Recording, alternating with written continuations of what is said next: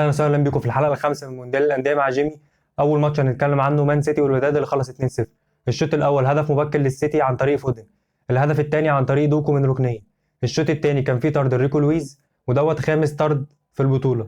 نجم المباراه كان فيل فودن. في النهايه فوز اول مستحق المان سيتي في المجموعه. المباراه الثانيه كانت ما بين ريال مدريد والهلال، خلصت 1-1. الشوط الاول هدف اول لريال مدريد من مرتده سجلها اللاعب جارسيا. هدف التعادل للهلال سجله نيفيز من ضربه جزاء، ودي كانت خامس ضربة جزاء مسجلة في البطولة. الشوط الثاني كان في ضربة جزاء ريال مدريد ضيعها فالفيردي وصدها ياسين بونو، ودي كان تاني ضربة جزاء ضيعها في البطولة. نجم المباراة كان جارسيا لاعب ريال مدريد. في النهاية تعادل مثير بين الفريقين، ودوت كان تالت تعادل إيجابي في البطولة. المباراة الثالثة كانت ما بين باتشوكا وسالزبورج.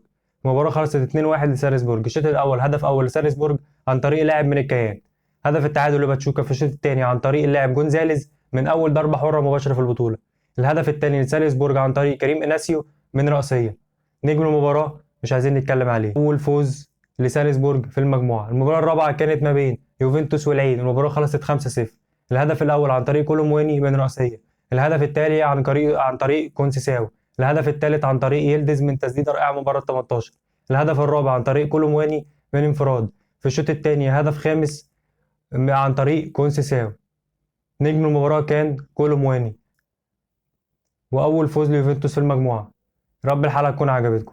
لايك وشير وسبسكرايب وفعل زر الجرس علشان تظهر لكم الحلقات أول ما بننزلها. لكم الحلقة الجاية. سلام.